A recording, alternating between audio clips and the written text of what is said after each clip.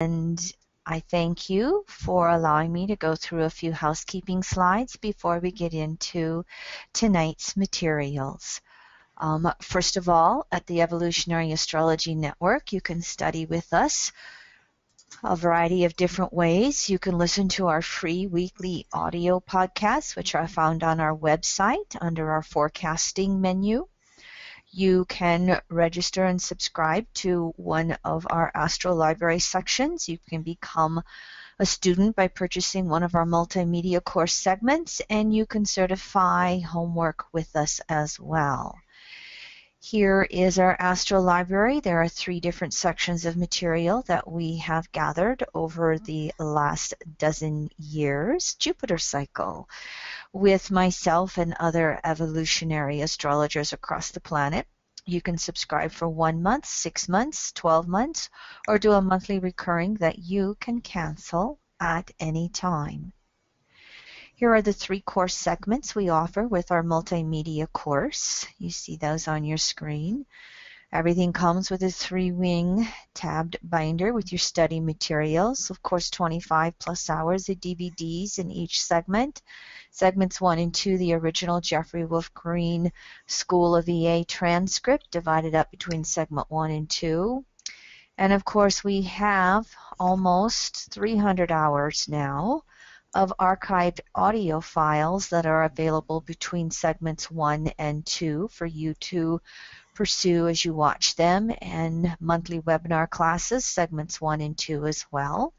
And for segments 1 and 2, I think it is, I don't think we haven't done segment 3 yet.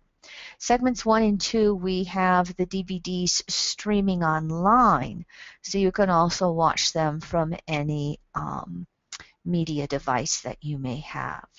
And segments 1 and 2 also have Facebook forums. Segment 3 will be developed in the next year or so as time allows us. And as I said before, segments 1 and 2 come with free monthly webinar classes. And if you are not a student with us and you'd like a sample of an actual class, just contact us. We'd be happy to send it to you. So here again is tonight's subject, Jupiter retrograde in Leo from December 8th, 2014 through April 8th of 2015. Here are the dates and the degrees of Jupiter's direction turns, as well as the opposition to the Sun. You can see Jupiter goes retrograde at 2238 Leo, goes direct at 1235 Leo, and of course the highlight of the retrograde cycle, that opposition to the Sun, that's going to be February 6th, 2015, Sun 1738 Aquarius with Jupiter retrograde at 1738 Leo. We'll look at those dates again a little later on, but I thought I'd give them to you right off the bat here. Here's some of the astronomy that I always put into the retrograde classes. You see the bright sun right in the middle. You see planet Earth going around in the direction of my mouse here in a counterclockwise. And here is Jupiter in the orange dots. And then here is Jupiter reflected out in the orange dots. So you can see how it appears to go backwards or retrograde before going forward again in the sky from our Earth-centered viewpoint. A little bit of astronomy about Jupiter. It takes approximately 11.8 years to go around the Sun, and it is far enough away from planet Earth so that it also has a revolution around our zodiac of 11.86 years as well. The mean motion, if we would average it out, is about 5 minutes per day. There are 60 minutes and a degree of the zodiac, and of course 360 degrees in the zodiac. Jupiter has a retrograde cycle of 4 months annually, or 38% of the time.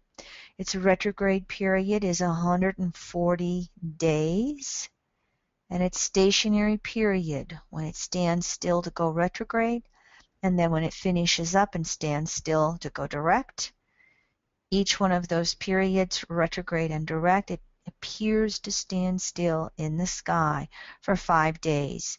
And of course, today is the day that Jupiter went retrograde, so it's been standing still all weekend and will for another couple days before it appears to go backwards in the sky, observing.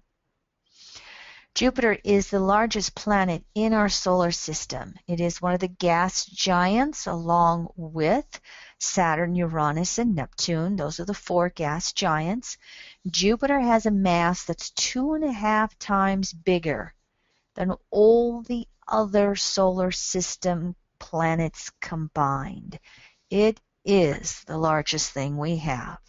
It is the third brightest planet in the night sky after Moon and Venus, and Jupiter, for as huge as it is, turns extremely fast on its axis. Where we have 24 hours in a day and night, Jupiter has only 10 hours, and that's what makes Jupiter fatter at its equator than the poles. There is such energy when it's turning that fast. It's kind of it's not an entire circle. It's squatted, and I don't know the exact number of miles or etc. where it is fatter on its equator than if you measured it around the poles.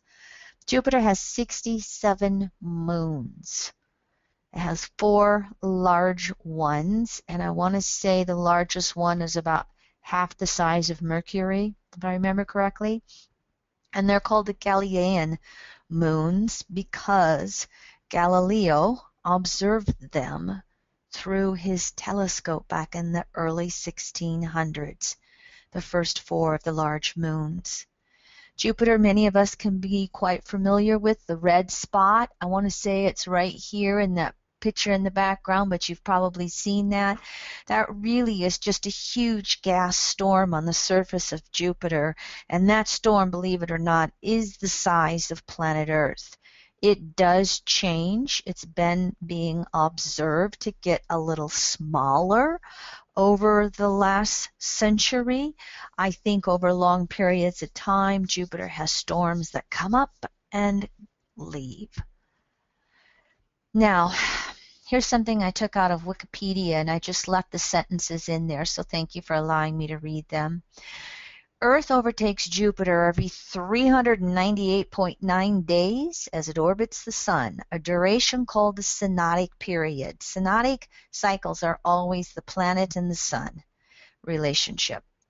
As it does so, Jupiter appears to undergo retrograde motion with respect to the background stars. That is, for a period, Jupiter seems to move backward in the night sky, performing a looping motion. That was that visual I showed you earlier. Jupiter's 12-year orbital period corresponds to the dozen astrological signs of the zodiac and may have been the historical origin of the signs. That is, each time Jupiter reaches its opposition, meaning the opposition with the Sun, it has advanced eastward by about 30 degrees, which is the width of a zodiacal sign.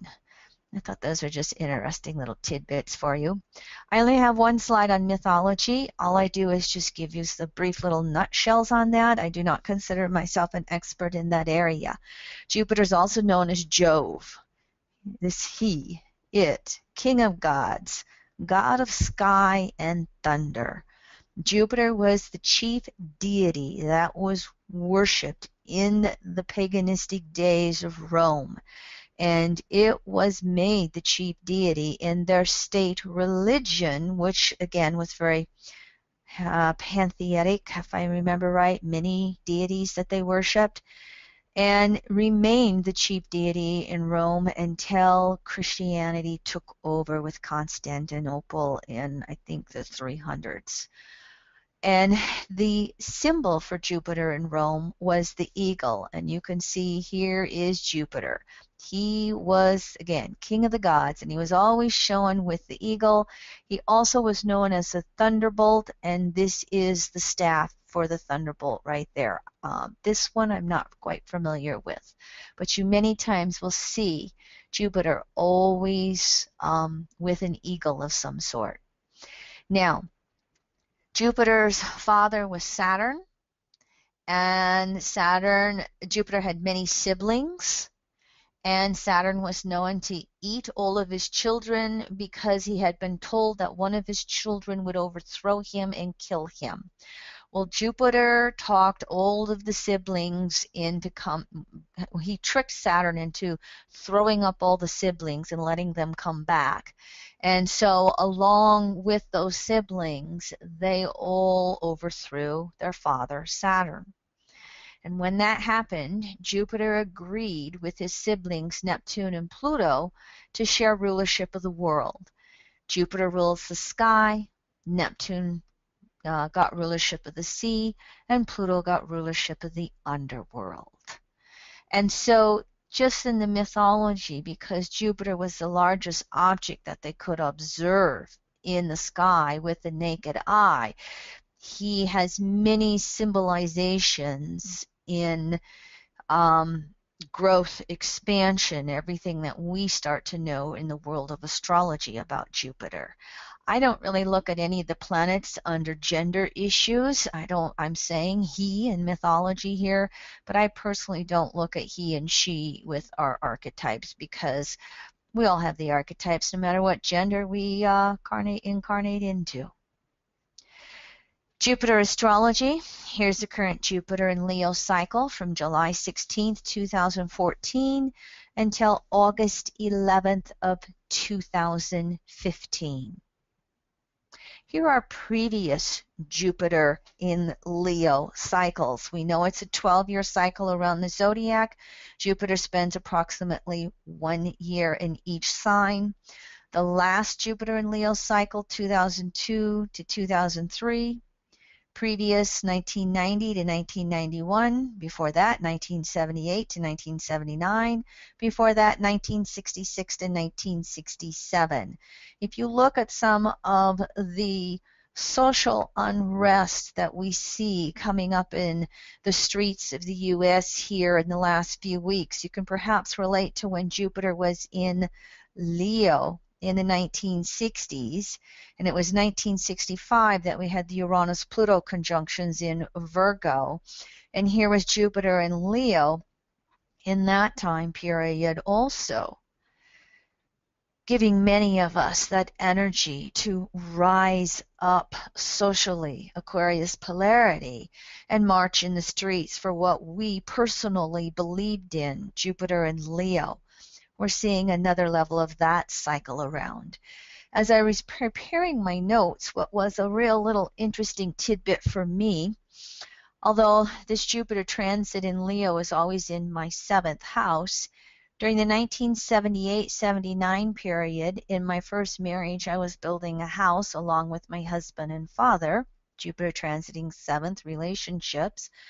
And in 2002-2003, Leroy and I were in our first year of relationship, and we bought a house together. So I thought, isn't that interesting? Even though Jupiter is in the 7th, my Jupiter and Leo transit in the 7th house, it's square 4th, 10th, which is many times that physical home, 4th house. And in 2 of these Jupiter and Leo cycles, I was building houses. Thought that was a little tidbit for you, just expansion that I recognized. Here's the archetype of Jupiter. I'm going to go through this fairly fast, but in evolutionary astrology, we'll look at the archetype of Jupiter, Sagittarius, and 9th house as an interchangeable archetype. It's one archetype in consciousness. We're dealing with the active polarity, mutable modality, and the fire element. So Jupiter Sag in the 9th is the principle of growth and expansion. It is the right brain, our intuition, and 6th sense, how we can know something without necessarily knowing how we know it. Information that just pops into consciousness. What we are doing is tapping into natural spiritual laws and principles, or the cosmological understandings of the universe, or even the Akashic records, if you understand what those are. We can tap into past, present, and future and come forth with knowledge in our own consciousness that is not the Gemini polarity, 1 + 1 = 2, logically putting facts together. So Jupiter, Sag, 9th house, has rulership of what we call in EA natural laws, those abstract cosmological understandings of how the universe operates. So Jupiter has a lot to do with religious and spiritual philosophies. It has to do with the teacher or the guru or the priest or the one that or the shaman who we look to guide us in our spiritual questing and understanding. And of course, a quote by Jeffrey Wolf Green, that I've always liked. The fundamental laws or principles are the same for all individuals or cultures, but are conceived, conceptualized, and expressed in a diversity of cultural and individual ways. In other words, natural law is natural law. It's universal, it's timeless. But different species in different cultures and different geological regions of the world will understand those universal principles in a variety of different ways. And that variety is what gives forth to what we call religions today, and that battling back and forth, my way or the highway. I have the be-all and end-all when it comes to beliefs. 3,500 organized religions on the planet today. You'd think by now we'd be starting to get to the point of recognizing what do they all have in common.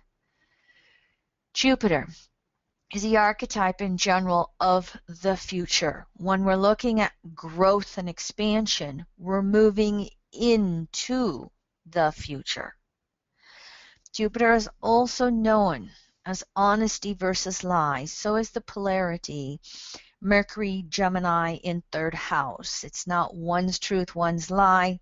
Both polarities deal with honesty, both polarities deal with lies. And what we're going after in this honesty versus lies is, are we being integrity with what we know as our own principles of truth?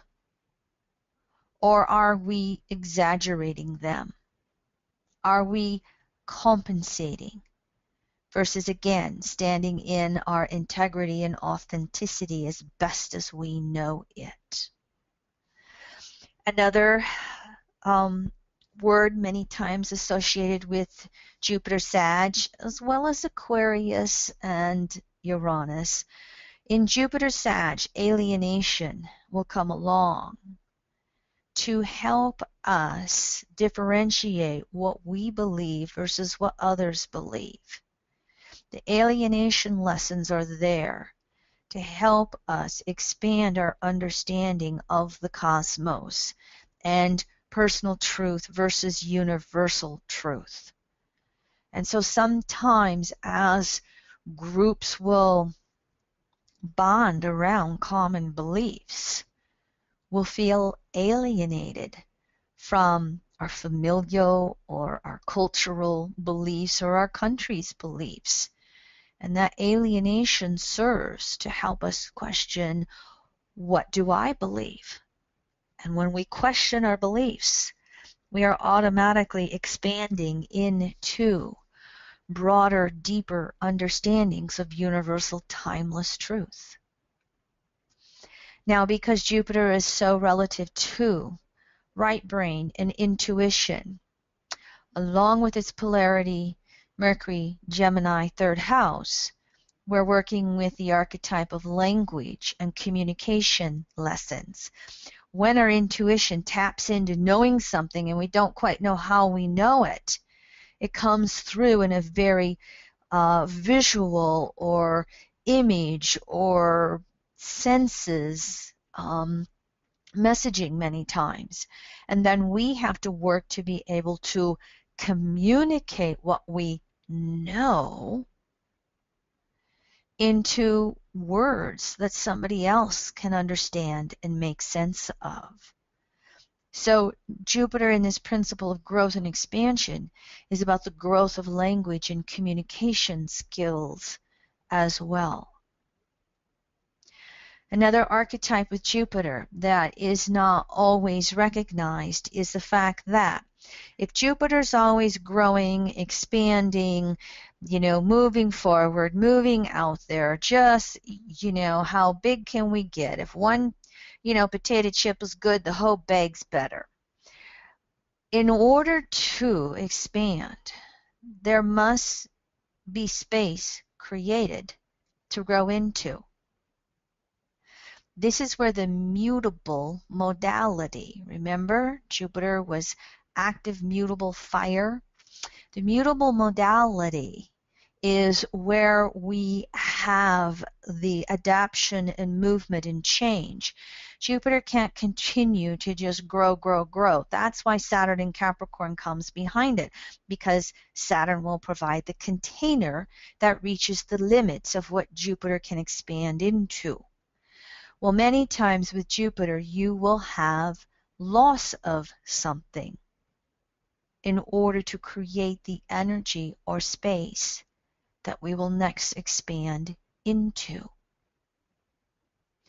And of course, many of us might be well aware that Jupiter will bring us lessons of excess, just like I said before. Saturn and Capricorn follow Jupiter, Sag, to hold that container or boundary or limit of just expanding, expanding, expanding. Another way this gets expressed in EA is because Jupiter is the active polarity, it is balanced with the passive polarity. And after a while, Jupiter's trying to, for instance, if Jupiter's trying to understand the meaning of the cosmos, it will run up against the limits of what it knows. And to go further will create confusion.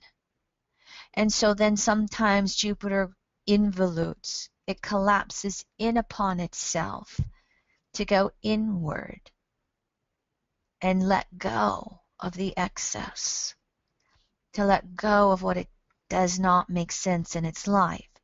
This is also where Gemini, Mercury, third house, work the opposite of Sag. The polarity of Jupiter, Sag, ninth, teaches us the relativity of truth via Mercury, Gemini, third house. Now, probably not having an all-inclusive on the principles of Jupiter. If at any time over these 2 hours there's anything that I'm not addressing that I might have spaced out or missed, let me know. Send Leroy a question. Your orange arrow control panel, and I don't know if it shows up. I think all you're going to see is my arrow in the black, but you can toggle that orange arrow up in your control panel, open it up. You can type questions in if you have them for Leroy. You can also raise your hand, and if you have a USB headset connected to a computer, we'd love to hear your questions in person. And Leroy will see you raise your hand. That little hand, you click on that, and that raises your hand on the board. Leroy sees it, and we have our interaction back and forth. Here's a couple of things on the Leo archetype. So Leo and the fifth house are ruled by the sun. That's all one interchangeable archetype as well. Active polarity, fixed modality, and the fire element. So we're dealing with Jupiter in Leo as two fire archetypes. They're both active polarity archetype, but whereas Jupiter is mutable modality, Leo is fixed modality. Leo is the archetype of creative self-actualization. And one of the distortions of that is what we very commonly know in EA as the starving artist syndrome. I have all this creativity. I want to get out. Why doesn't anybody see me? Why doesn't anybody acknowledge me? Why doesn't anybody notice me? Well, the Aquarian polarity to that is our creativity must fulfill a societal need. It must be something that can be utilized by the other or the group. The Leo archetype is where we have to learn how to have our role in the play of life versus the desire to direct the play or play God. Leo is a very subjective center of the universe archetype, and that polarity Aquarius is objectivity. The Leo archetype can easily create love triangles in order to be noticed, in order to be the center of attention or the center of the universe. In the same respect, healthy Leo can just make someone else who they love feel like the center of the universe, because this can be a very giving archetype when it is in love, full of love. Now, one of the things that happens in both the Leo and its polarity Aquarius is trauma dramas. In order to be noticed, in order to be the center, in order to just feel a sense of self. Sometimes if there's not a strong self-love, they will take it to the outer extremes to have that reflection back to them. So Leo is about learning inner love versus outer love. It's about learning to self-love on the deepest levels possible, to then see it reflected out there in the other, in the universe, in the group, in the Aquarian society. The Leo archetype also has to do with children. This is our childhood, coming from Cancer, Moon, 4th house, and our early environment with the nurturing parent or parents. Here comes our childhood. So it rules children, both biological, but also our stepchildren and our karma children. So this archetype can deal with past life karma, not only as children, but as parents to children. Both will be involved in this archetype. And when we are not acknowledged or loved as a child, it can create an emotional arrest or an emotional displacement. So if we have wounds as a child, be they spiritual, mental, emotional, or physical, what I call SMEP, if we have any wounds as a child, we can carry those forward to our lovers, to those we give and receive love with, Leo. These emotional arrests will happen when our parents do not have the ability to understand who we uniquely are. Leo, special, unique, that fire archetype. Sometimes the parents will understand, but they won't acknowledge it. That too can create those arrests and emotional displacements. And again, that all gets projected forward into adult relationships. So as we go through Jupiter and Leo, all of us will be questioning, what is unique to myself as my inner child wants to be heard? All of us will revisit our inner childhood and our inner childhood wounding through this Jupiter in Leo transit. Now, as we start to put this together, the transit of Jupiter in Leo is expanding our ability, Jupiter expansion, to perceive universal source, love, returning forces, all that Leonian love, that desire to be loved by someone else, that desire to love someone. Jupiter will be teaching us that we must find that inner love first. We must love ourselves first, inwardly, not the outer trauma dramas. The Aquarian polarity with the retrograde is going to be teaching all of this on a very collective, broad level.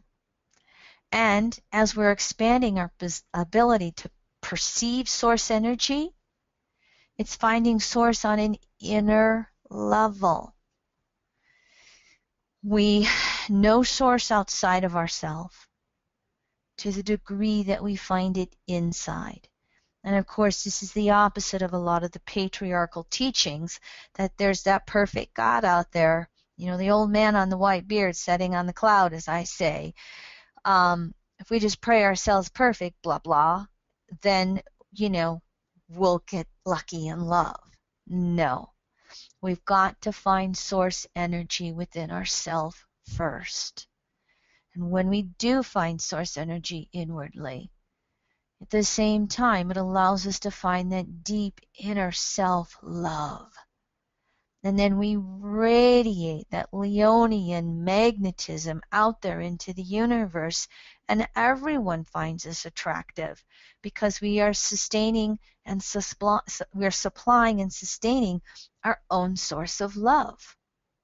Direct connection with source. So that, can you see how the Jupiter and Leo transit in general allows all of us to evolve to deeper levels of inner self-love that is then going to be reflected in our outer world as love, especially square to that Scorpio in our intimate relationships.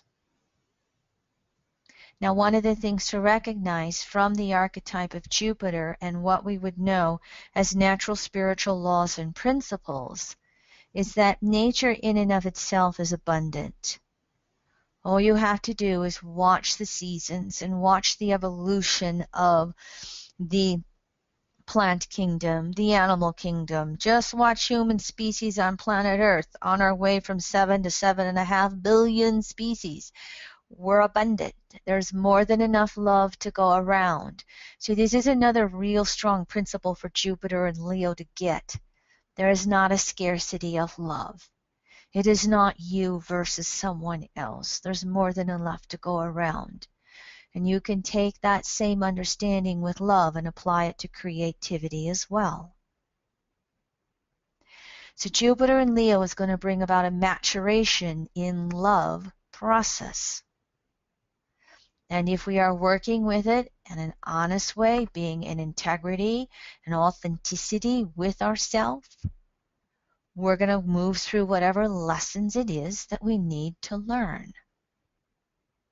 Well, also, if we're learning how to have a healthy inner love, and therefore healthy outer love, that maturation process means we're going to let go of the masks that we wear.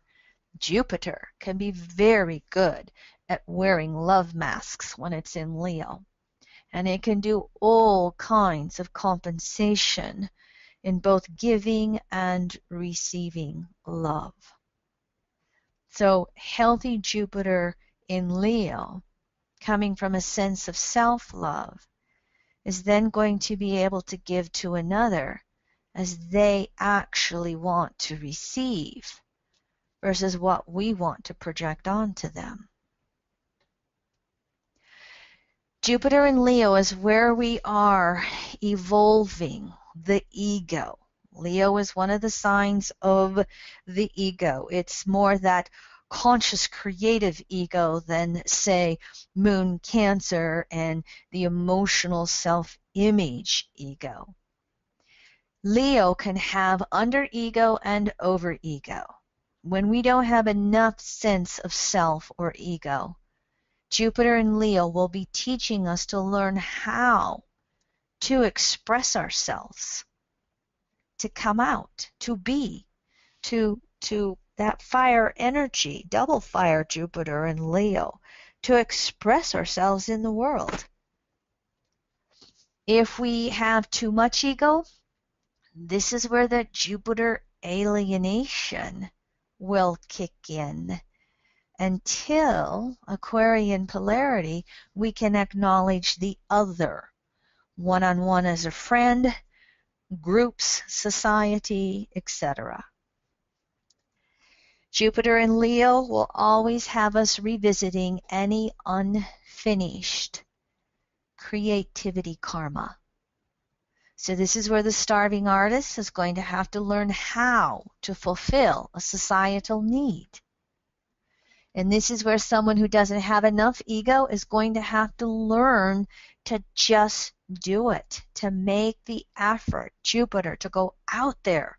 No one's perfect. We'll learn that one with Jupiter and Virgo next year. And so that need to be noticed with Jupiter and Leo. Back to the inner love, learning to find the acknowledgement from source energy versus everybody else out there. The lover, the people we want to buy, whatever it is we're creating. When we learn to find that acknowledgement from source, again, we light up, we magnetize, we intuitively understand what our talents are, Taurus square to Leo, how we are to share them with the world, Aquarian polarity. We learn to align our creativity with something that is of need in society. And even deeper than that, when we have that inner acknowledgement from source, we can create just for the joy and love of creating, whether it's acknowledged in our lifetime or after we are gone. Some of us, when Jupiter is in Leo and Aquarius as well, will be ahead of our time. So we'll create something that will be more well known when we're no longer there. We may be known as the source of it. We may not be. Who knows? Patriarchal distortion, somebody else may take credit for our work. We've had a little bit of that going on. I live in the state that has Mount Rushmore. For those of you who are outside the United States, we have this rock carving that was done in the 1930s. I should see where Jupiter and Leo was then. I'll look that up while I'm talking. We have this rock carving of these 4 presidents, and gosh, Leroy, anyway, the gentleman who's known for it with his own little tourist shop in the Black Hills. Mount Rushmore is located in the Black Hills of western South Dakota, where I live. Gutzon Borglum. Thank you, honey. Gutzon Borglum. Now that's a mouthful. It sure is. Well, guess what? There have been some papers that have been unearthed, and there is an Italian man, and I think it was his grandson that found these love letters between this Italian sculptor and his wife out east, and he was the chief carver of Mount Rushmore. And so Jupiter and Leo, Aquarian polarity with the retrograde, there is this issue coming up to give this gentleman credit for doing most of the work, the actual work on the carving, whereas Borglum was, maybe the organizer of it, but he didn't do near as much work as this other gentleman. So I thought there's an interesting tidbit for you of creativity and a Jupiter cycle coming around with Leo Aquarius, and can we actually acknowledge the one who really did the work? And so finally, Jupiter in 1930s, I'm not seeing, the end of the 1930s, Leroy, 1938 was Jupiter in Aquarius, and I think the carving was finished in the late 1930s, and I remember in the paper he worked on it in the early 1930s and the late 1930s. It took about a year to get it through. So Jupiter was in Leo in 1932, and it was in Aquarius in 1938. Isn't that interesting? But his son Lincoln, Lincoln Borglum actually took over the construction, and it was really completed in October of 41. Okay, well, from what I remember reading on the paper, they gave the years that the Italian guy was the carver, and he was 1930, 31, 32, 33, and then he also worked on it 1938, 39, and I can't remember if he was 1940 or not. So somewhere along the time when Jupiter was in Leo and when it was in Aquarius, he was busy doing a lot of the carving. That's where they have Washington, Lincoln, Jefferson, and Roosevelt, I think, the 4 presidents. Anyway, Teddy. we won't get in. Teddy. Teddy. Yeah, Teddy Roosevelt. We won't get into the politics of that. All I was talking was Jupiter and Leo creativity. Finally, though, Jupiter in Leo is where we are trying to find ourselves and our sense of courage to move forward creatively into our future.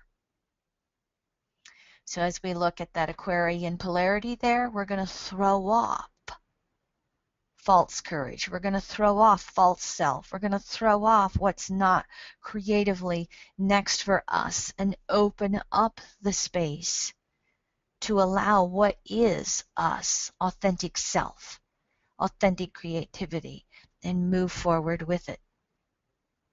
Now, I'm going to start moving into retrogrades. Before I do, any questions or comments with this overview of Jupiter and Leo? Anything that I didn't touch upon that you'd like me to address?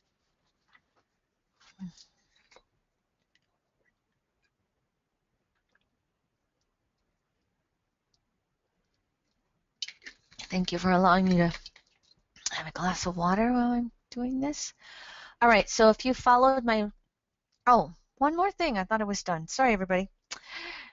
Jupiter and Leo, recovering the inner wounded child. So during this Jupiter transit, we can have a strong hypersensitivity around the childhood wounds. We can also recognize the wounding of our own parents. Patriarchal distortions on planet Earth, how many times has it paid forward, generation after generation after generation? The Aquarian polarity is learning to have objectivity around this. This childhood, past life childhoods, and even past lives as a parent. So there's going to be an evolution of parenting techniques, lessons, understandings of how to parent our children. Jupiter and Leo, we're going to be addressing karma with children individually and collectively. Wow, has that been in the news lately or what? And when we learn to take care of the least of us, which is all children, then we can start to heal that woundedness with children. Here's another very interesting Jupiter and Leo story, and it's not exactly a pleasant one. In the last couple of weeks, Leroy and I live in South Dakota in the northern plains of the United States. And this is where a lot of the last of the Indian wars were fought. We have 9 Indian reservations in our state. About 10% of our state population is Native American. And a couple of weeks ago, down, I think it was Pine Ridge Reservation, and if not, correct me, Leroy, which is one of the poorest Indian reservations in the country. A couple of weeks ago, a little 8-year-old girl was outside sledding, and she was attacked by a pack of dogs and killed. And that is a real big issue with the reservations of,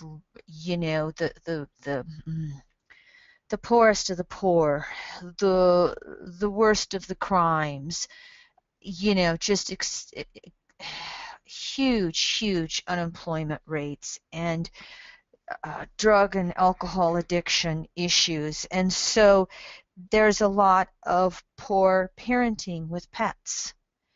And what was interesting is that this little girl had a friend who was 11, 12 years older than her. And 11 years ago, not quite a Jupiter cycle, but I thought this is close enough. He, as a 6-year-old, was attacked by some dogs. People saw it. They chased the dogs away. He ended up with over 100 stitches in his head and arms. He ended up having over a dozen surgeries, but he healed. And somewhere in the last few years, he ended up becoming friends with this little girl because they shared the same last name. They were not related, but he was her big brother at school. And so here it is, almost a Jupiter and Leo cycle later. What happened to him happened to this little girl in even less or worse circumstances. And when that happened to him 11 years ago, they actually passed a law on the reservation in his name to take care of the issues around the wild dogs and pets running loose. So there was Jupiter can be laws as well as Saturn and Capricorn. Jupiter's the philosophy behind the laws, sometimes the experience of that to create the philosophies that then create the laws. And so the laws were there in his name. And so now here we are, an entire Jupiter cycle later. They're bringing up his name again. He's lost his friend and buddy. And just as, I mean, I'm just looking at 12 years later, more or less. And isn't it interesting how this is cycling around again to take care of the children? You did remember to mention that she died from her wounds, right? Yes. Yes, this little girl died from her wounds a couple of weeks ago.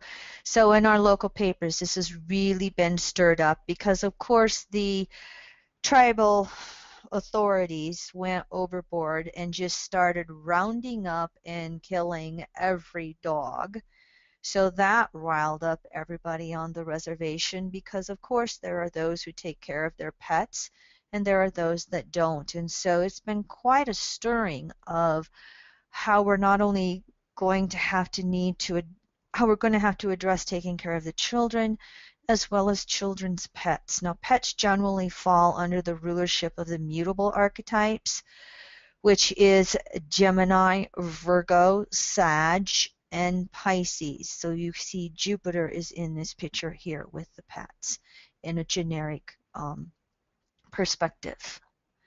Virgo usually is first rulership of pets because Virgo is health and healing. And for many of us, it's our pet relationships that we will have such close bondings with when we have the wounds of the human relationships.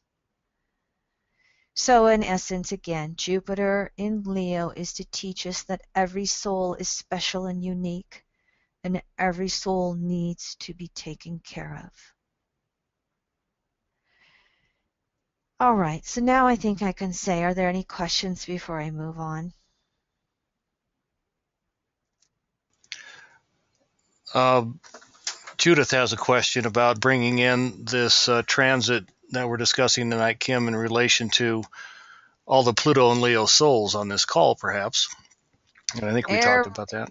Yeah. Everything we just discussed, the Pluto and Leo generation is going through. I have a slide on it a little later on. I don't forget the Pluto and Leos. At your own risk. Oh, yeah. Hey, I'm married to a Pluto and Leo. I won't forget them. I won't forget you.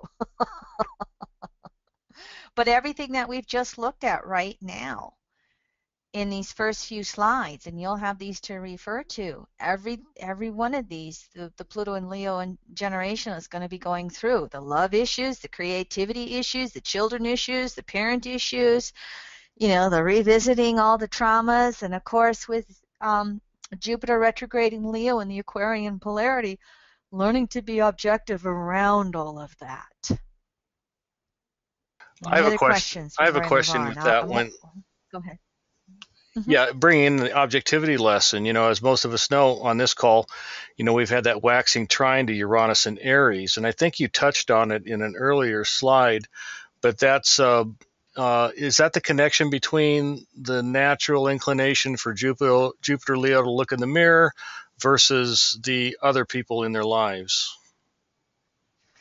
Let me see if I understand that question correctly.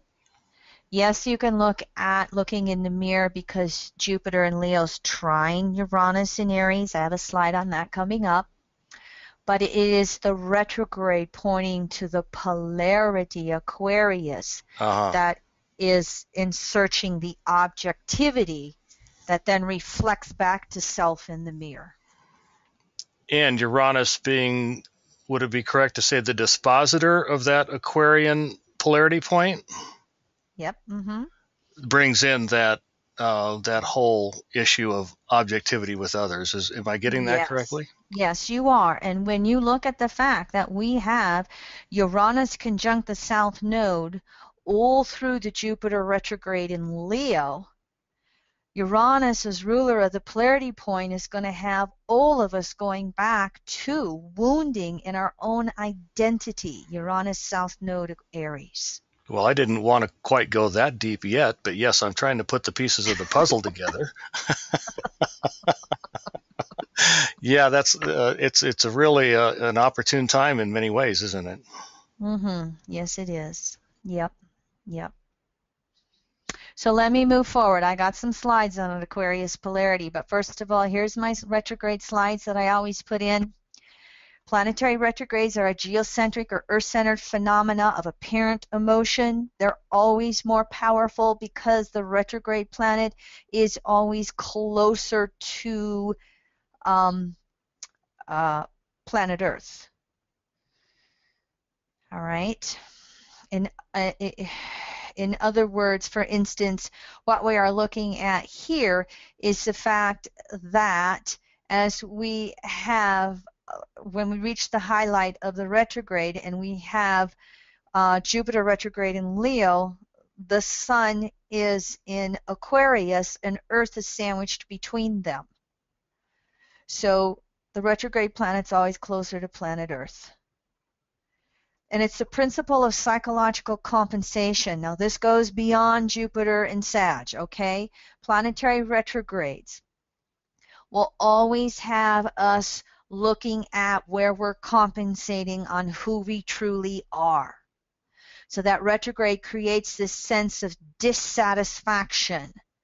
And most of us, due to the consensus of the world, 7 out of 10 consensus state, we're always trying to compensate and appear normal in consensus world. And when the planets are retrograde, it creates a dissatisfaction to have us throw it off, to throw off that compensation, to throw off the status quo.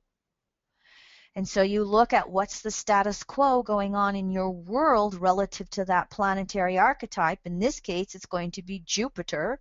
Jupiter in Leo is in a house of your chart, and I've got all 12 houses later. If we don't get to them in the 2 hours, I've got the slides and the PDF for you to refer to.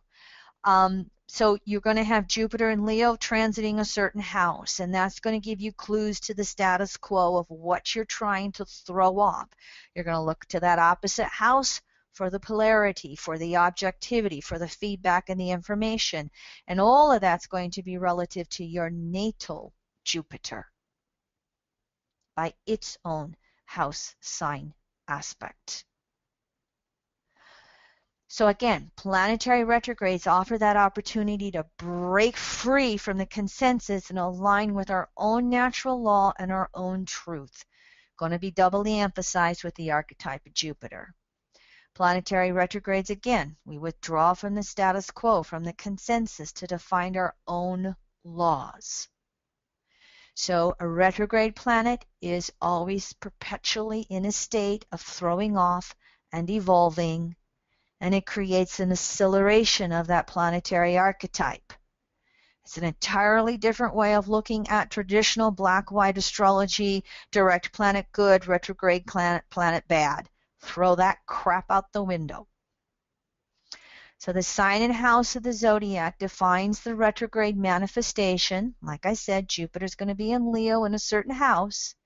And that polarity sign, Aquarius, and house will give the clarity, the expression, the objectivity of what you're trying to throw off and move towards.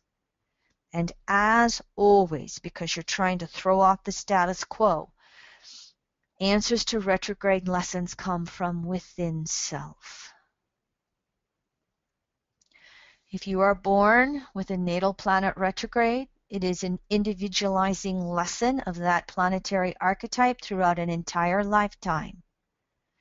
When a planet is transiting retrograde in the skies, like Jupiter is right now in Leo, then all of us individually are learning those lessons, and we're collectively learning those lessons. Whenever a planet goes retrograde in the sky, and we have that particular planet retrograde natally, there's a temporary harmony and balance. If you were born with Jupiter retrograde, regardless of sign and house, when Jupiter is retrograde, you will feel, you will sense like you are really coming to terms with the archetype of Jupiter, your intuition, your deepening understandings of universal laws, the ability to be authentically you versus compensating all the time, the truth versus lies principle as well. And of course, anytime one of us is born when a planet is getting ready to turn retrograde or turn direct, it is a powerful state for our soul. If we're born with a natal planet stationary retrograde, it's just busting out of us to throw off everything about that planetary archetype that's no longer true for us.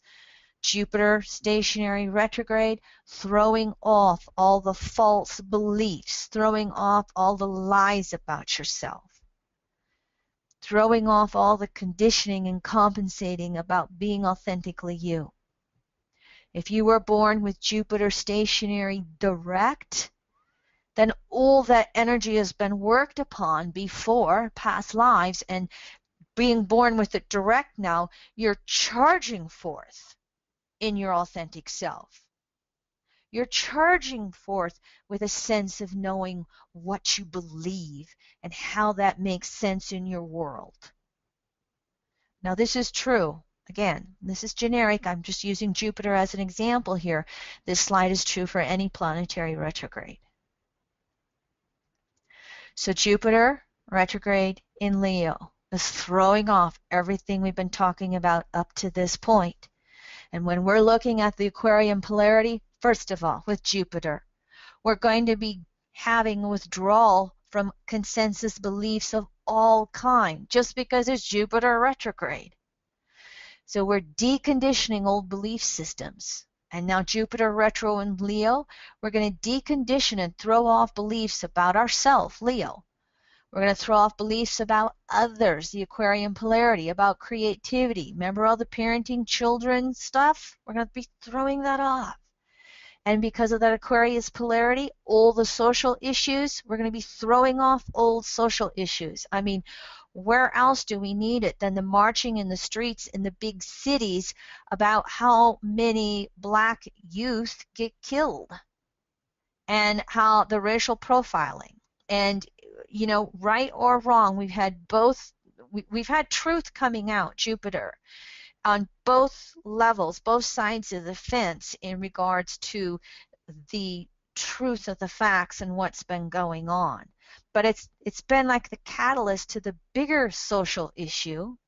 Jupiter retrograde in Leo, Aquarius polarity is always going to be, where is the social truth?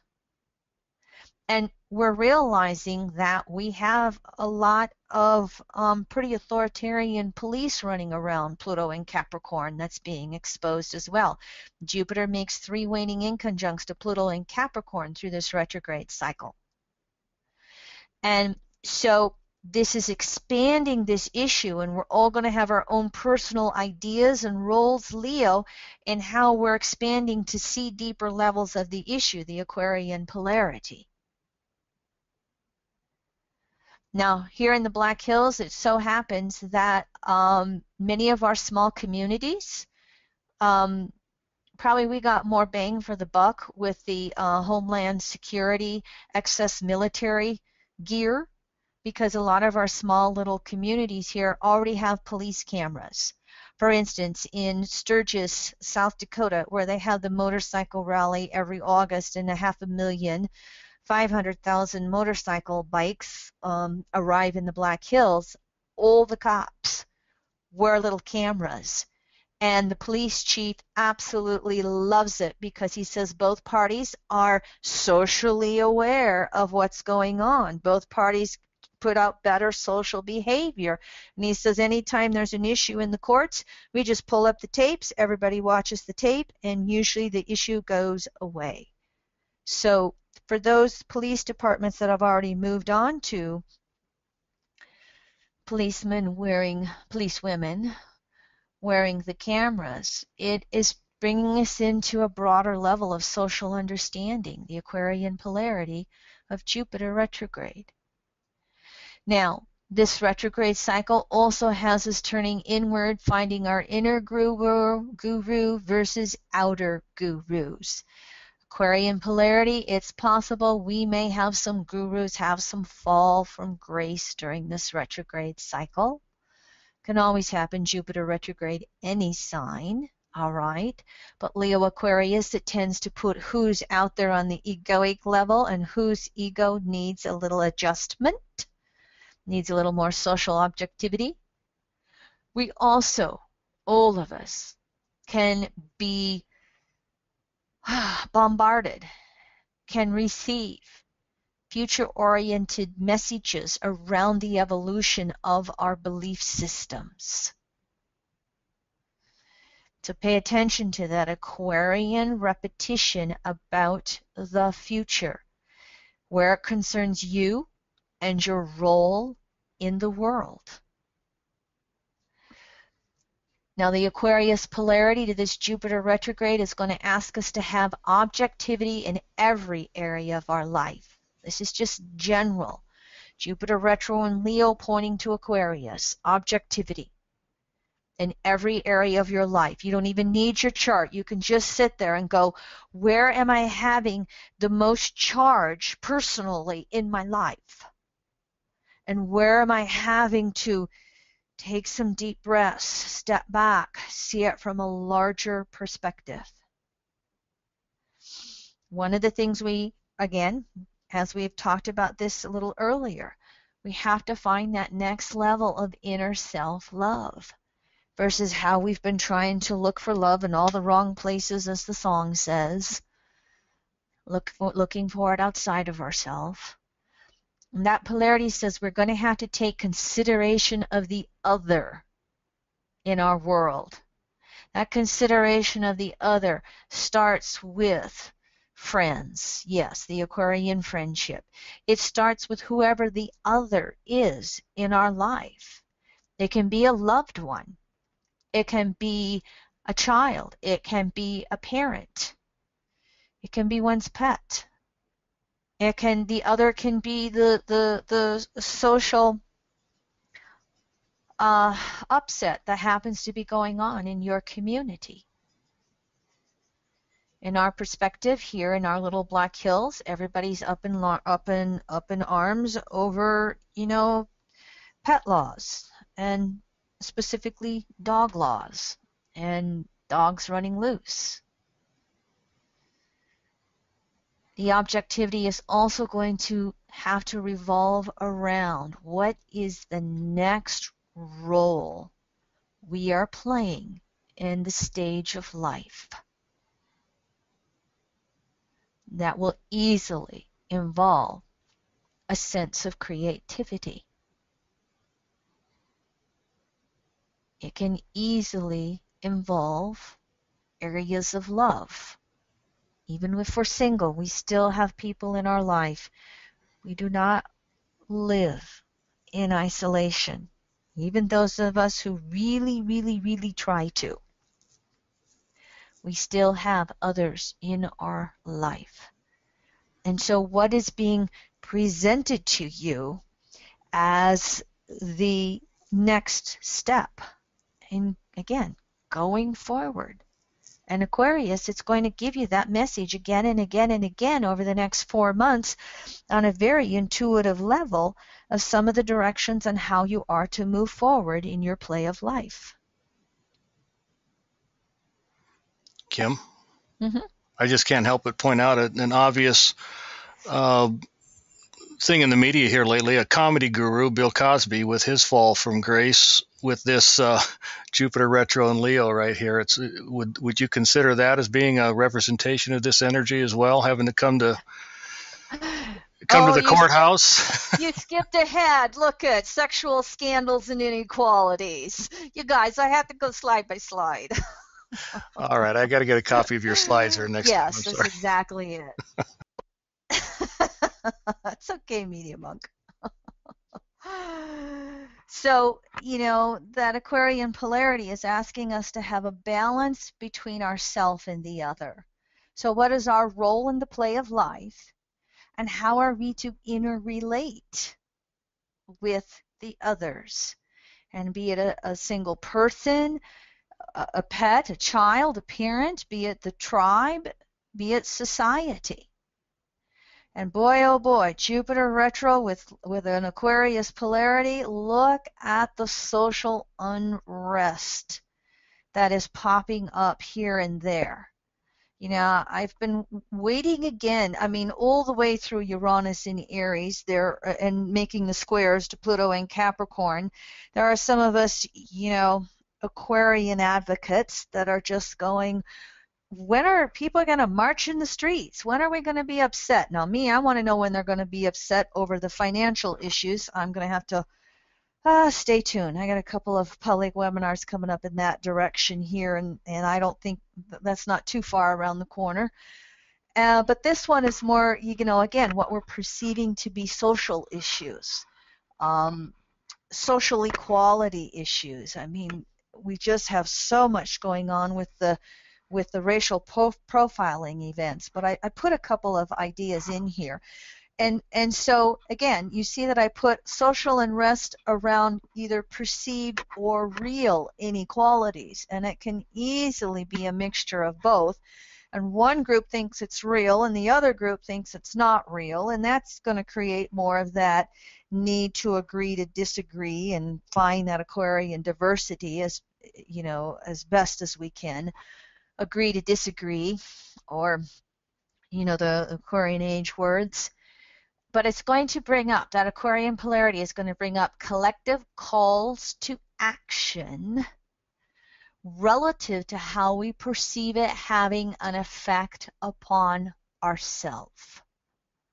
So some of us may be watching what's observing in the world, what's happening in various parts of the world, and we may not perceive it to be that dynamic to self, Jupiter and Leo. Via the retrograde, it will be easier to tap into that Aquarian collective, all right? But it could, the degree of activity will be relative to the perception that it's affecting us, Jupiter and Leo.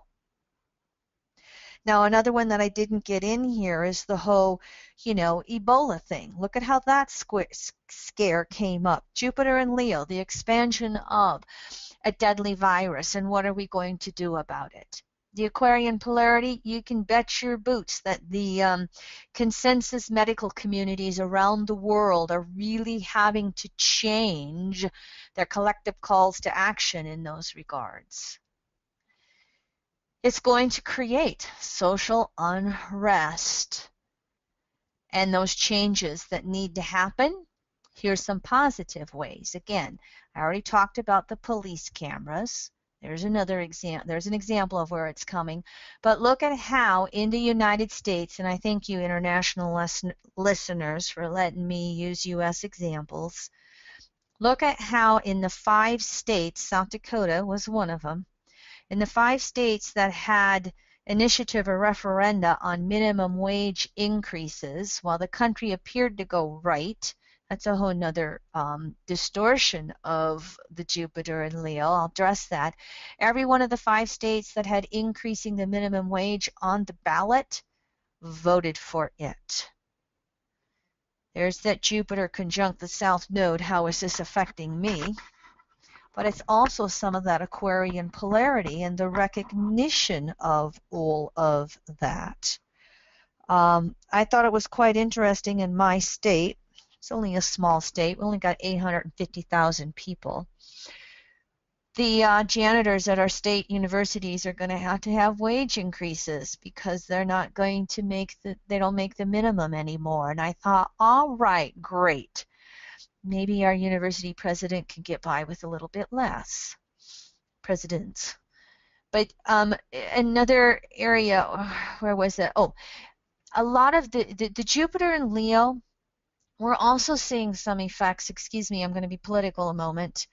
We're also seeing some effects of the conservative side, the Republican side. In the state legislatures, they've spent at least the last dozen years gerrymandering the legislative districts so that it's very, very, until the people stand up, Aquarian polarity, and really demand revolutions with voter registration and making voting easier and easier and easier. How about a national holiday to vote? How about same-day voter registration?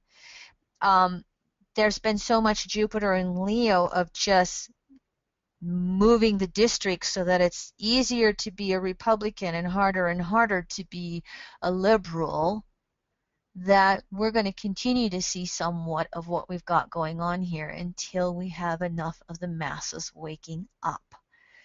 Maybe we can see that with this Jupiter retrograde Aquarius polarity. So it's in other words, it's saying this last point here, there's going to be world events and traumas as wake-up calls.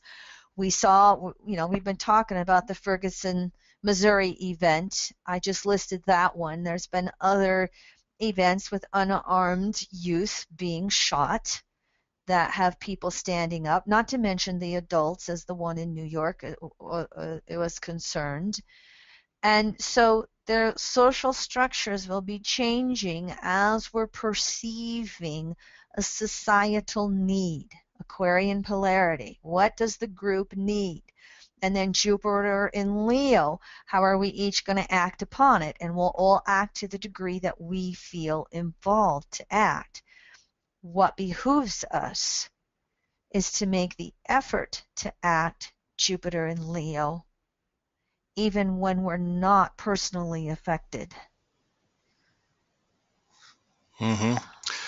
We have one listener, Kim, that has Jupiter stationing retrograde conjunctor Pluto and Athena in the 7th house, and then it stations direct conjunct Juno in the 7th as well. She's working on a book regarding justice and injustice on civil rights violations against women and political corruption against women particularly. That's kind of an interesting signature, isn't it?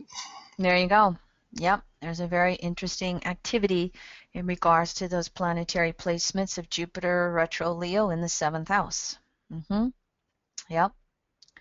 So of course, we talked about the parenting and the children issues that need to be addressed, and so that Aquarian polarity is rising up to make changes in regards to those types of things.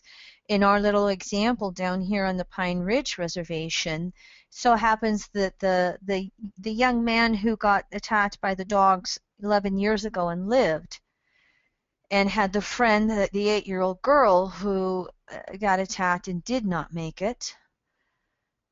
The young man's mother is now on the tribal council, and she's starting to speak up in our social circles and our news media and say, listen, we've already put the law on the books. All we need to do now is implement the laws. We need to care enough to find the funding to take care of responsible pet ownership. So again, children's issues, parenting issues that are coming to the surface to be addressed, laws to be changed, Jupiter. We also, in this regard, may see, remember I said earlier that, Jupiter in general can sometimes have to empty space in order to evolve into the new. Many times when you see Jupiter turn retrograde, regardless of the sign, as it tries to open up to that polarity, you can see loss. You can also see birth. It goes both directions. And any of you who've been paying attention to, excuse my burp, Saturn in Leo and Saturn in Scorpio, in the last few degrees of Scorpio. That too has been part of the trigger here on planet Earth, with just watching so many of our loved ones deciding to check out. So it could be some of the Jupiter retrograde, and it can also be some of the Saturn in Scorpio in its last few degrees. And for those of you who are not aware of this, I lost a pet here last Friday, and so I didn't quite know where to put this chart in. I'm going to leave my PowerPoint slide for a moment as I show you this chart. Here is my natal chart, and here is the crossing over of Mr. T, or Taro for Taurus. Here is my dearly beloved 15-year-old black and white cat who was just an angel on planet Earth. Here's my Jupiter transit retrograde in Leo. But here is an interesting thing. Here is my natal Jupiter up here at 16 Libra. I have all of these Jupiter planets, or excuse me, I have all these planets in my 9th house. And so I have come to really understand this perspective of Jupiter sometimes having to release something in order to move forward. And here is the nodal axis transiting North Node, sandwiched right in between my natal Jupiter and Mars up here in the 9th house.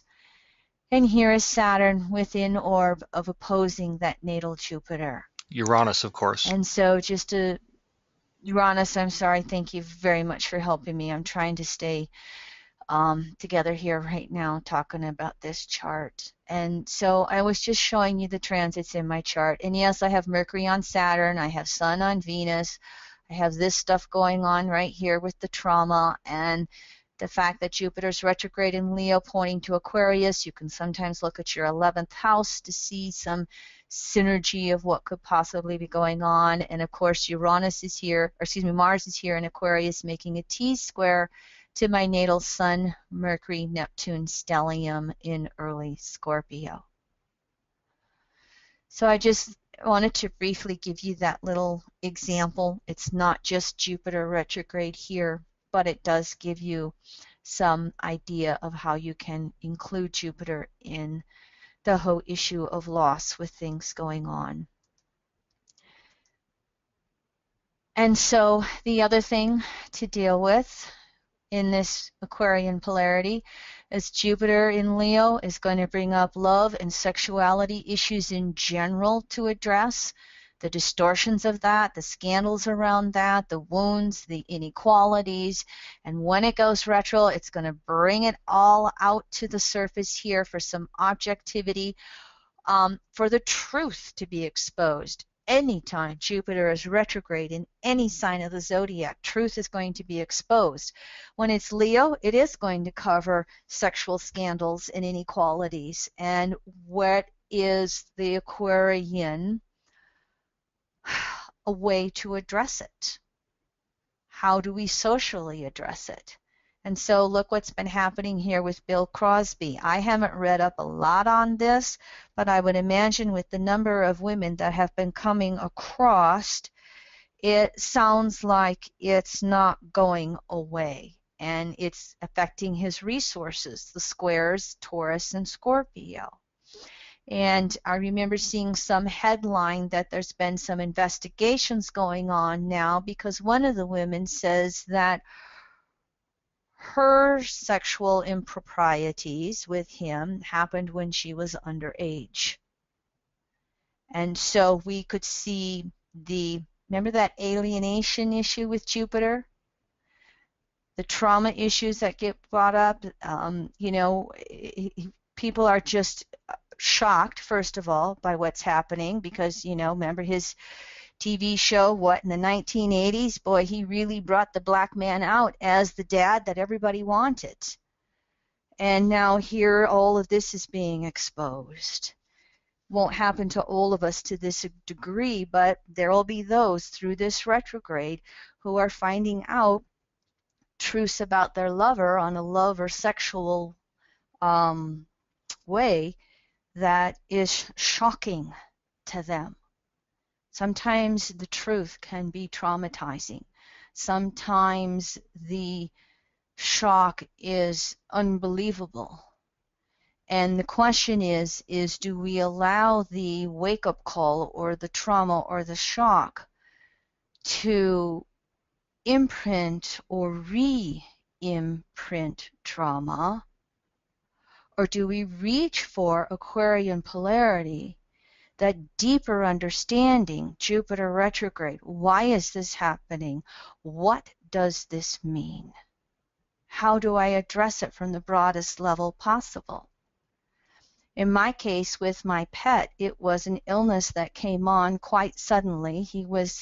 I'd had him 15 and a half years. I got him as a young adult. I don't know how old he is. That's, old age for a cat. And it's my personal grief and loss that I'm going through. And yet, if I can reach that Aquarian polarity in some way, Jupiter's retrograde in my 7th, pointing to the first house, Aquarius, can I recognize that he was so ready for his freedom? And the first morning after he crossed over, that first morning I woke up with a dream of him outside playing in the snow. He was a big black and white, and when he was younger, we'd get 3-4 inches of snow, and he'd go outside and you just see him jumping all over in the yard and throwing up snowballs with himself, just playing in the snow. And that was the dream I woke up with, and I recognized, okay, I've got to realize that he's free. He's happy. He'd been my friend, Jupiter in the 7th, for as long as he could. But he needed to move on to his next issue, his next lesson, his next life. Finally, with this Aquarian polarity, we want to look at friendship as the basis of all human relations. That common denominator between all of us as humans, and as a matter of fact, with the saying that I have here, help me out, Leroy, Mayataki Oisin. For the native Sioux, Mayataki Oisin, we are all related. They don't look at it just between humans. They look at all species as being interrelated. All my relatives, all my relations, Mayataki Oisin. And so when we recognize that common ground, that we are all related, and reach for being friends to our pet, our lover, our child, our parent, the race that is right next to us, then we're really reaching for some of those Aquarian ideals of unity and diversity. And that's some of the highest levels that this Jupiter retro in Leo can reach for. So now I'm going to go into some specifics of the Jupiter retrograde aspects. Questions before I move on? Oh gosh, I've already been 90 minutes. Oh, all right.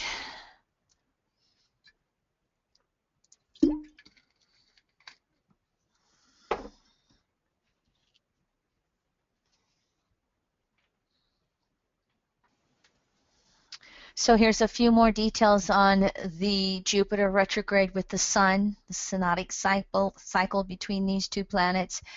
The conjunction was in July. Here's where Jupiter went into its shadow, September 13th. That is where it is going to turn direct in April. And of course, the Jupiter square. This was the day I found out that my beloved cat had a Cancer imbalance. And here's Jupiter retrograde, December 8th, 2014, 22.5 Leo. Here's the highlight of the Jupiter retrograde cycle, February 6th. This is the time period that we personally look for all of the objectivity, all the Aquarian insights, answers, future messages to what we personally are trying to understand about our own beliefs on the most personal levels, about our own creativity, about our own sense of love, everything we've talked about here, whatever the themes are for you. Here's the highlight of the retrograde cycle. And then, of course, Jupiter direct, April 8th, 2015, 12.5 Leo. I included the Jupiter squares. Here's where Jupiter leaves its shadow, September 6th of next summer at 22 and 38 Leo, which is where it's going retrograde today. Now, interestingly enough, if you look at the shadows between the time periods that Jupiter covers, 12 to 22 degrees Leo, you see that it goes for 10 months of the year. This is something to understand on some of the deeper levels of retrograde cycles with the outer planets, which is Jupiter, Saturn, and on out. They're so far out from the solar system, from planet Earth and the Sun, that even though they can appear to cover a fair amount of territory, Jupiter is about 30 degrees a year, in those outer planets, when you take those two shadows into effect, it is very concentrated on just a certain amount of the zodiac. Jupiter is always retrograde 10 degrees a year during that 4 months. But for Jupiter to cover that 10 degrees 3 times, 10 months. Little unknown fact. So you will really concentrate on where is 12 to 22 degrees Leo in your chart, because that is where your intuition is growing. That's where your beliefs are really having to be thrown off wherever they're limited to open up for new beliefs and new understandings.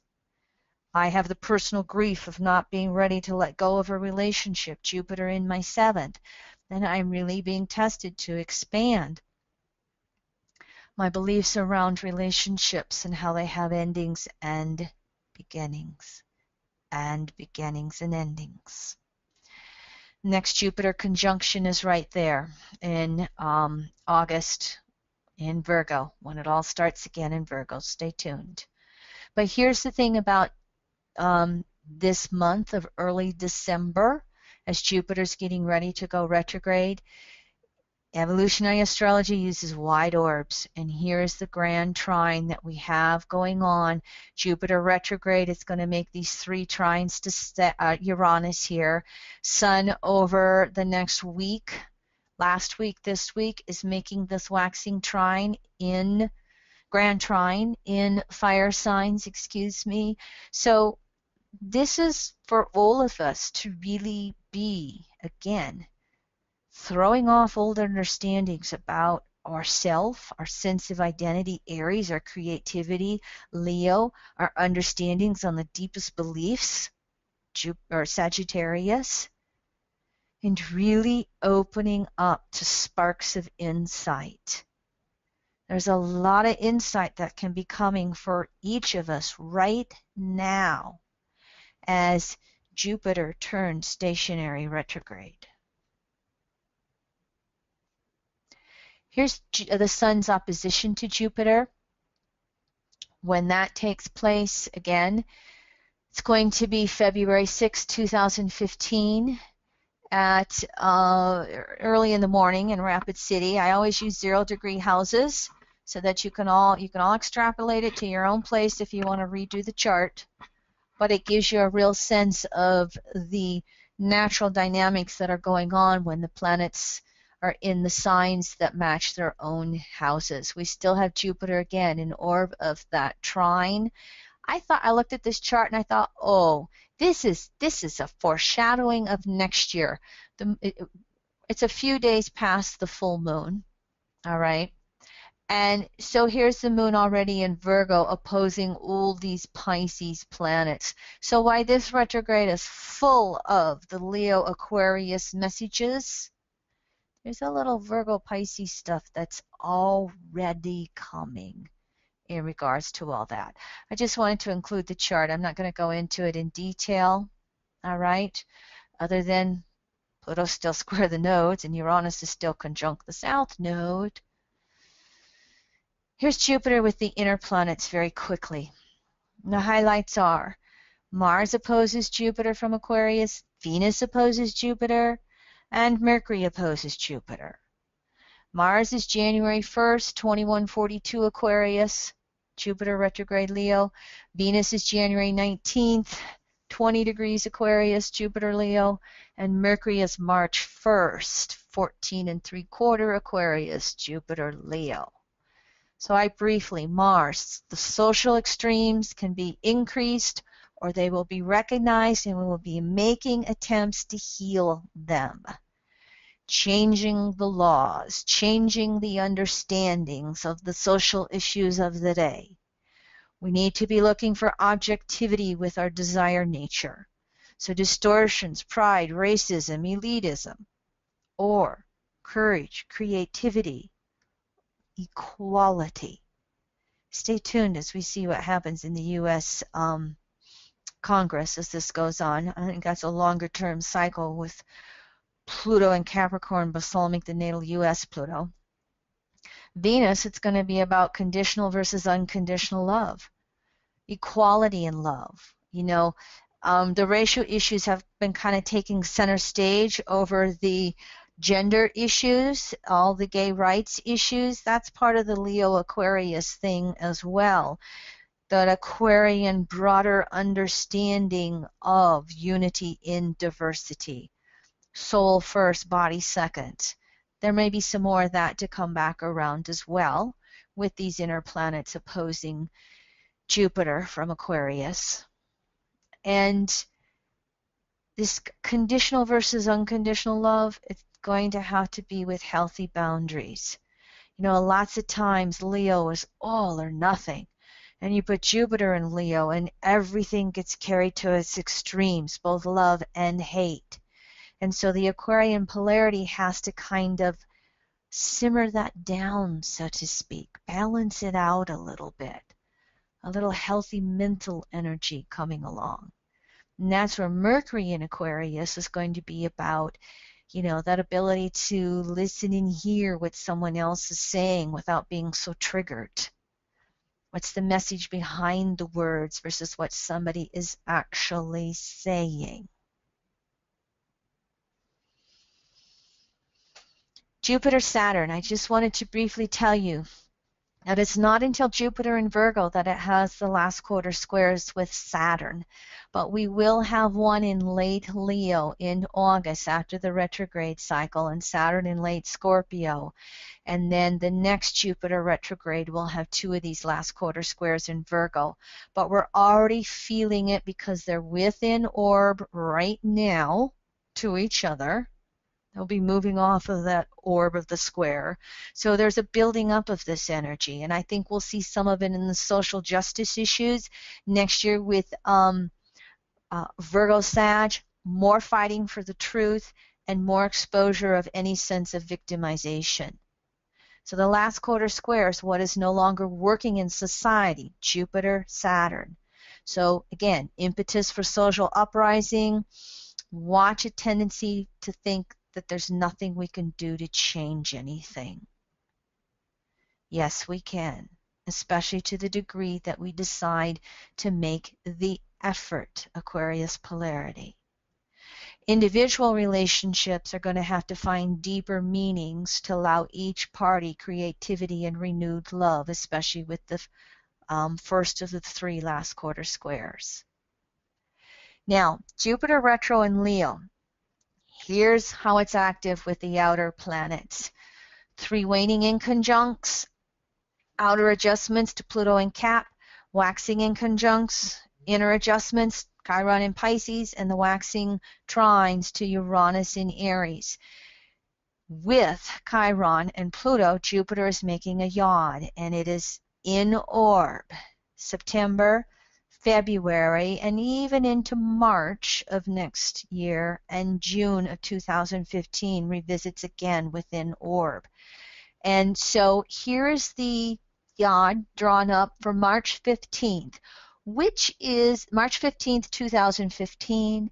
This is the day that Uranus makes the last of the 7 waxing squares to Pluto.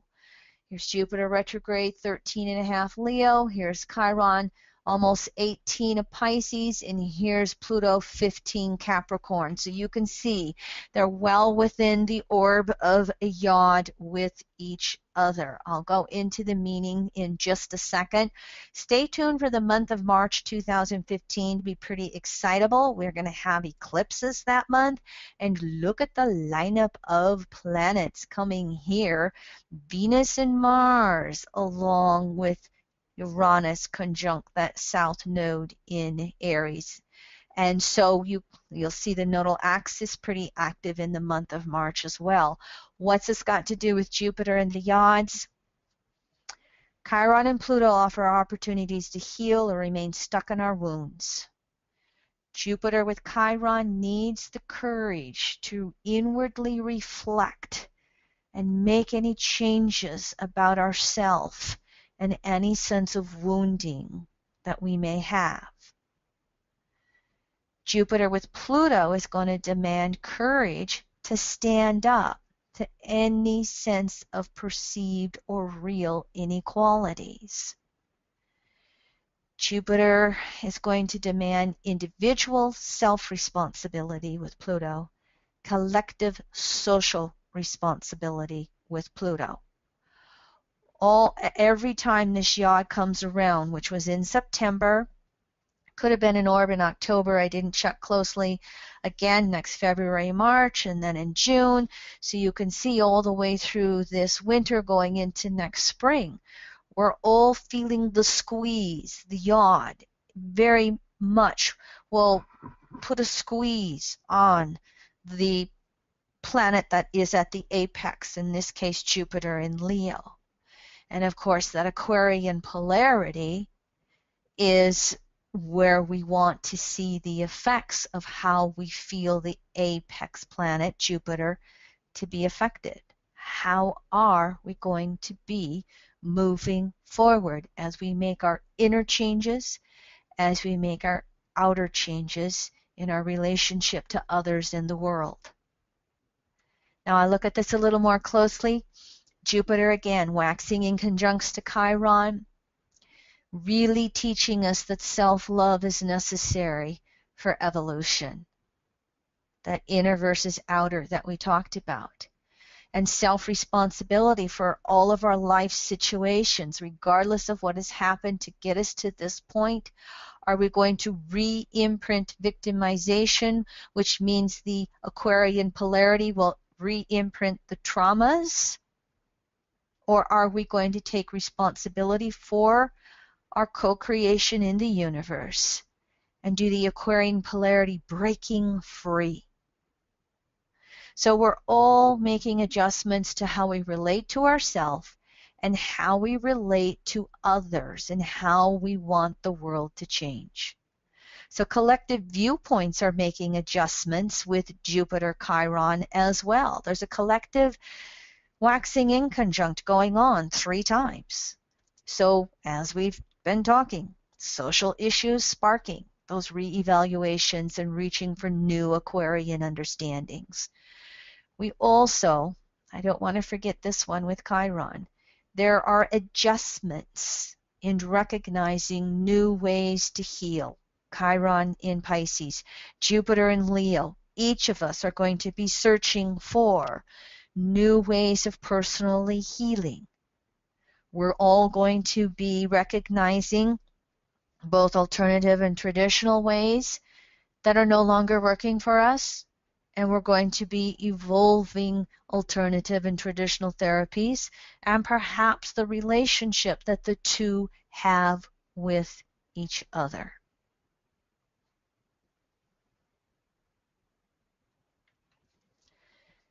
Jupiter, of course, here we are, those waxing trines with Uranus, and you can see the 3 of them on your screen. Do we get a break? Do we get some relief? Can we take some time out and have a party?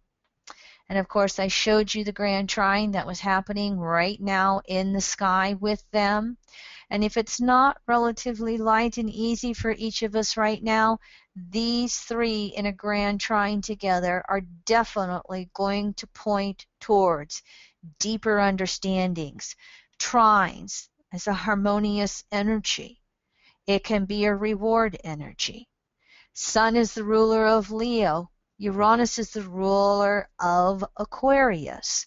So here are the two planetary rulers of this sign, of Jupiter's whole retrograde, in this harmonious relationship right now. So again, this time period in early December can be very, very beneficial in having major insights and awakenings about all the issues we've been discussing so far. Self-love, outer love, creativity, the world, and how the world as a whole is going to creatively move forward. Love with children, parents, gender, race, all of the above. Creative explosions can be taking place as we have these waxing trines, because as Uranus is making these waxing squares to Pluto, and it's big, deep, changes. Jupiter is a personal planet, it's a social planet, and the Uranus-Pluto waxing squares can be stepped down to Jupiter and Leo, and we can get creative about what we sense needing to change within ourselves and on planet Earth. So the creative explosions that come all over the place, they'll be with technology, Uranus and Aries. They'll be with the collective and this whole issue of peace versus war. Take your pick of social issues. It'll include music, the art. I think it'll include weather as well, because Uranus and Pluto shake it up, and they're still in those waxing squares to each other. And Jupiter is the largest body in our solar system. So even though it's in a nice waxing trine to Uranus, the mixture of what is going on can have a strong effect on weather patterns as well. We must be careful that if we're not making intellectual breakthroughs, we are buying into the status quo. The trines can be lazy. We can buy in to being brainwashed one more time. We can buy into our own political viewpoints and rapidly defend them against the other. And what we really want to be asking is, how do I look at this from the largest perspective possible? Aquarian polarity. How do I step out of the immediacy of my situation? How do I see the largest picture? Show me the largest picture. Show me the truth. And then we'll be aligning ourselves to work with the Jupiter-Uranus trines rather than getting lazy and putting what are those things they put on the horses when they race so they can only look forward and they can't see anything by the sides of them? Blinders on. Blinders.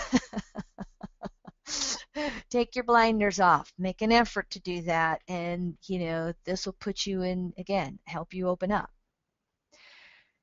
With these two collective beliefs, especially on any social level, collective beliefs and understandings are going to come to the forefront. We're seeing this happen. Stay tuned for more beliefs to come to the forefront. I mean, we saw the umbrella revolution that was taking place in Hong Kong when Jupiter made the first trine to Uranus. There'll be more social issues that'll come up all over the world. The collective is arising. We're not going to have any choice the rest of this decade as we move beyond the Uranus-Pluto waxing squares. My last slide is my future classes. Stay tuned. Next Monday, I have a class on Uranus conjunct the South Node January 19th and Pluto square the nodes January 12th. Next Monday I'm going to have a class on those two to give us a month to prepare for January. Get your enrollment on the forecasting webinars page. Jupiter, Pluto, here's those waning in conjuncts. These are outer adjustments. This is where people outside of us, our relationships and society and groups, are in our face somehow about changing our relationships in the outer world.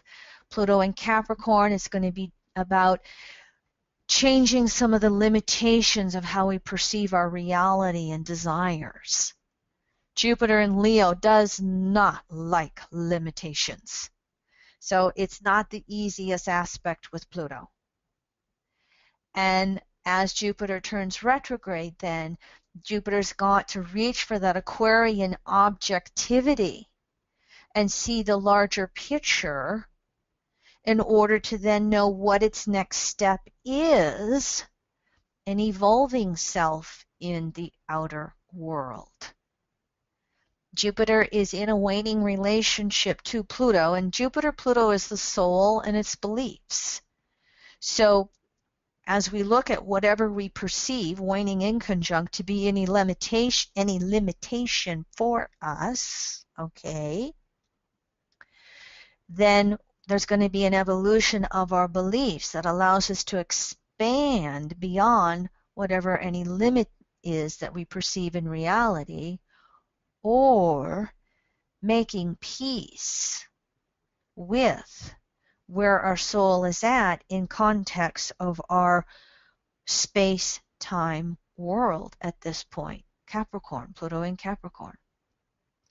So in other words, our creative self-actualization, Jupiter in Leo, must fulfill a societal need in order to be accepted, recognized, in order to move forward. Now, Jupiter and Leo will be having a lot of new ideas in this Aquarian polarity. It will be sparking a lot of new ideas as we watch old Pluto and Capricorn realities crumble down.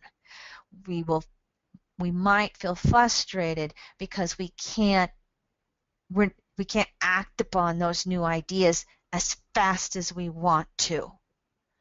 And something about having to do it through the space-time medium is going to allow us to have a better manifestation of it if we've got the patience and the ability to really listen to what society or others are saying as we let go, move forward.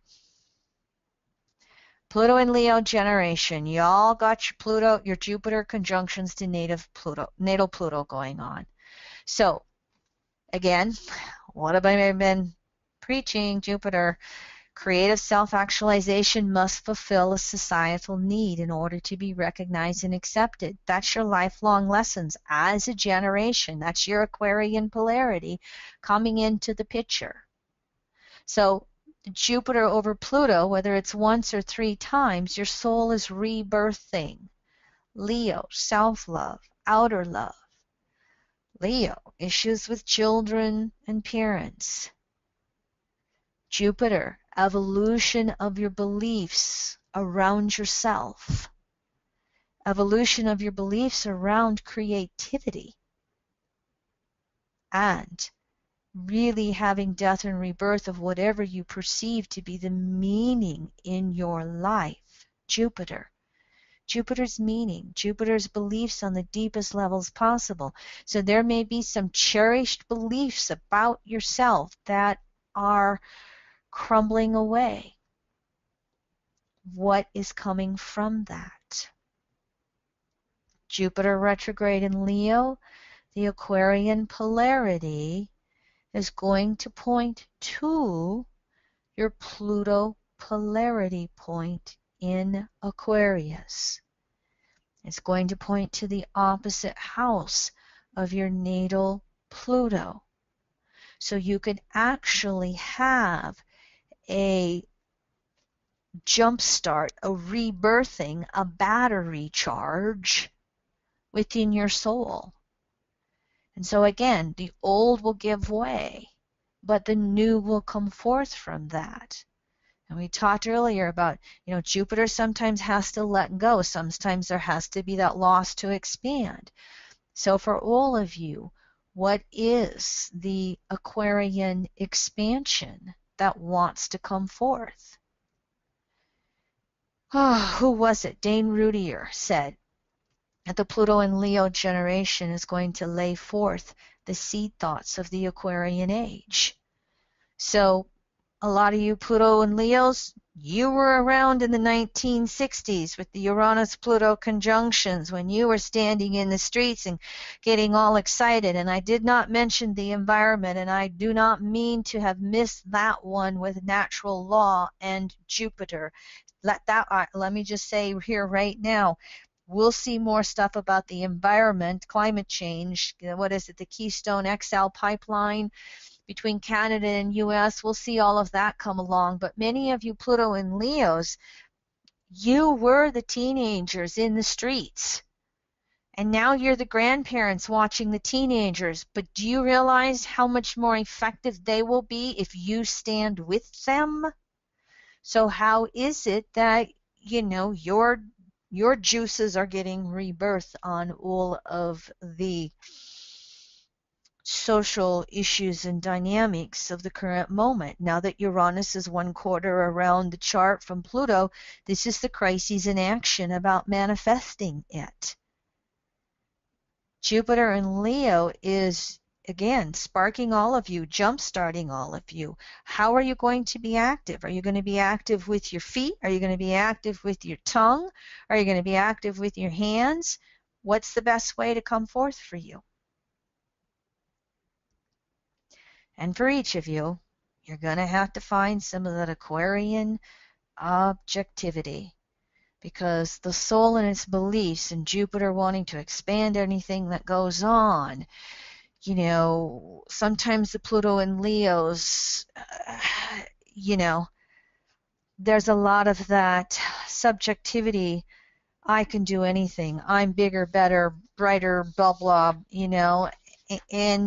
and you may not be able to do it as you could in your 20s anymore. You might have to have a little bit of that Aquarian objectivity to help calm Jupiter down and put a healthy pacing in there. What is the healthiest role for me as Jupiter re-energizes my soul? Some of you, Jupiter over Pluto and Leo, you may have come to the end of your time on planet Earth. It's not going to be true for everybody. It's going to be an individual thing. All right, I've covered all my material now except for the 12 houses. So I'm going to put them on the slideshow. And I'm not going to have time to go through each and every one of them, but you'll have the PDF so you can observe this in your material handouts afterwards. Now, what I did do as I was going through each of the 12 houses, I kind of looked at the distortions first. And then I looked at the polarity to help bring in some answers and some balancing.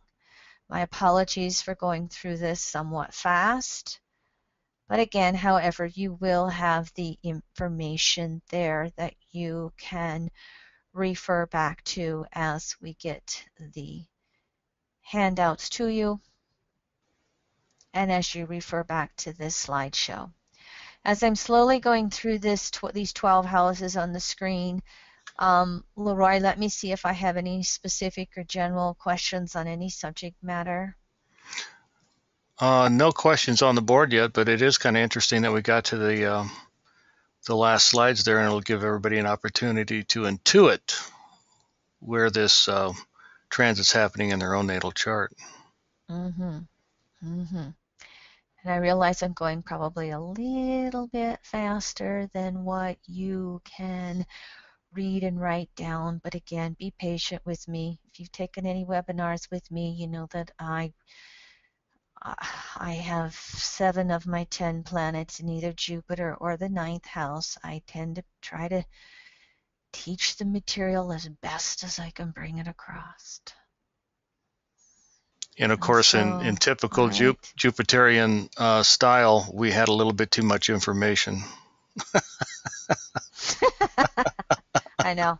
I thought about that. I was putting my slides together today and I thought, you know what? I bet you I'm not going to get to the 12 houses. And I thought, well, I got some time to put some, and it's not an all-inclusive list here as we're going through this.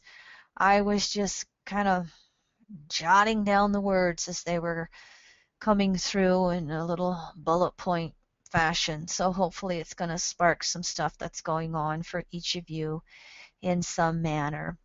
And so as I am kind of going through these slides, I'm going to let you know that again, a week from tonight, Monday night, I'm going to look at Uranus and Pluto and how they're going to be highlighted with the nodal axis, the North Node, South Node next January. This is with an orb of influence within a good 3, 4, 5 months. And I am going to give us a month to prep for the exact aspects in January. I set up my classes for the beginning of the year. I have got my 2015 forecast in early January. And then Saturn in Sagittarius. I took a little bit of time to think on that, and I have a 5-part webinar series for Saturn in Sag. And I have divided it up into a 2-part series from the 5 parts. And so the first part will look at the archetype of Saturn in Sagittarius. We'll look at the different cycles that will be coming through for the next 2.5 years with Saturn. And then the second half of the 2-part series will be 3 nights. And I'll look at Saturn in Sagittarius through each of the 12 houses and spend a half hour with each of them, so that I can go a little more in depth, because whereas Jupiter is a 1-year cycle, with Saturn we're looking at 2.5 years. It's a fairly long cycle, so I want to really be able to work through how we'll all be addressing reality with Saturn in Sagittarius. And so in just a minute here, I'll get through 2 more houses. And then I will show you the public webinars coming up. And of course, Wednesday night we finish up the element of water. If any of you are interested in that, you can still tune into that one. Any questions, comments from you, Leroy? No, but it was a great webinar, Kim. Lots of interactions on the board individually with students, so I appreciate all that, and let everybody know that was participating tonight that they can send Q&As at any time, and also chat with me on any subject, and I'll turn it back over to Kim for the future classes. All right, I have to cram the Saturn and Sagittarius 5-part series. Again, it's going to be divided up between 2 different parts for separate enrollments, make it easier on our budget. I'm going to run through them in January. As you can see, I have no public classes in February because Leroy and I will be traveling to Florida. I will be teaching a workshop on mastering chart interpretation down in the Tampa Bay area, February 6th, 7th, and 8th. And you're welcome to contact us for information in that regard. It's not exactly a beginner's class, but if you are new to any of the studies with me, I have a whole bunch of handouts if you register that will allow you to do some prep work, because the purpose of that 2.5-day workshop is to really just go into chart interpretation. We'll use the charts of whoever shows up as attendees. And if you can't make it live, yes, the workshop series will be recorded and put on streaming video for you to purchase after the live event. So here's my Uranus-Pluto class with the nodes next Monday. There's the January forecast class. There's all the Saturns. Of course, we got a Mercury retro coming up, and that's always a free class. And then the last Uranus-Pluto square, we'll look at how we move forward with those two planets throughout the rest of this decade, and then moving forward the rest of March and April. So thank you, everyone, for allowing me to go through that plethora of information. Any final questions or comments from anybody?